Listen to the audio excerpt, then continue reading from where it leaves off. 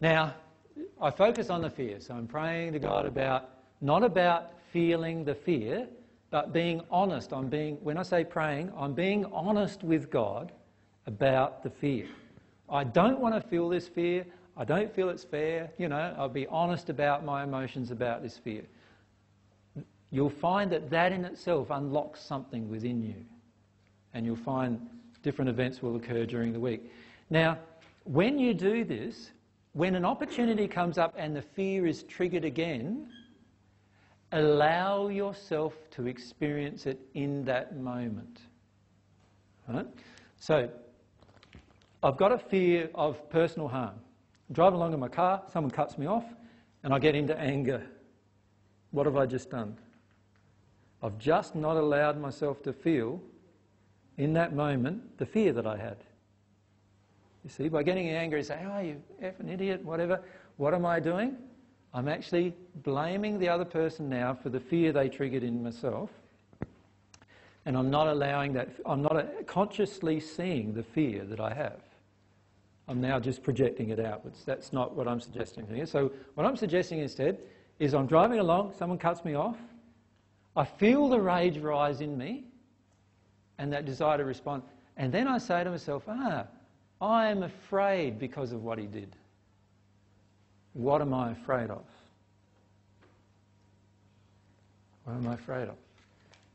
And to be frank with you, I'd pull over on the side of the road and just sit with that for 5 or 10 minutes.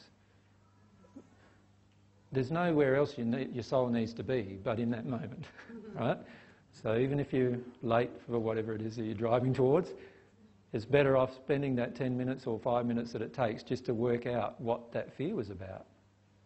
Because right at that moment, you are the closest to that fear. Right at that moment. Can you see why that's the case? Because the law of attraction happened at that moment. You see, it's the law of attraction that happens at the moment that is driven by all sorts of things going on. My emotions at that moment, my thoughts at that moment are all a part of the construction of my law of attraction. So if I pull over at that moment and feel the emotion at that moment, that's the most powerful time I have to connect with this. More powerful than any other time. What most of us do though is we drive home, park in the garage, we go in, there's some things tied up with the kids, so we do that. We get the cooking going and we do that and get ourselves ready for bed. And then at 9 o'clock at night we're going, what in the hell was that emotion again? I can't even remember what it was, right? And then when we try to get to it, it's like, I've got no hope of getting to it now. And so you know what has to happen now? Driving along in a car again, right? It's sort of like Groundhog Day. You've seen that movie? Yeah, I love Groundhog Day. It's a great movie. But there's a lot of principles in that movie that we need to apply. One is, if we keep doing the same thing every day, we're going to get the same result. Another is, if we keep doing things driven out from emotions disharmonious with love, we are going to keep having things not happen the way we would actually desire them in the end to happen. Right? They are really good principles from that movie, I think.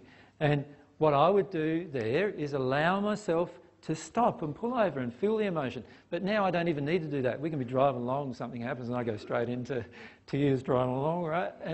And I'm quite okay with that. Mary's quite okay with that too now. So we'll be crying along. Sometimes Mary's crying, sometimes I'm crying. So when you drive past our car, sometimes people drive past and they look like, what's going on with them too? Like, they must be having a fight or something. And quite often we're feeling totally different emotions. But yeah, that can happen quite naturally then. And you can be dealing with emotions as you go quite naturally.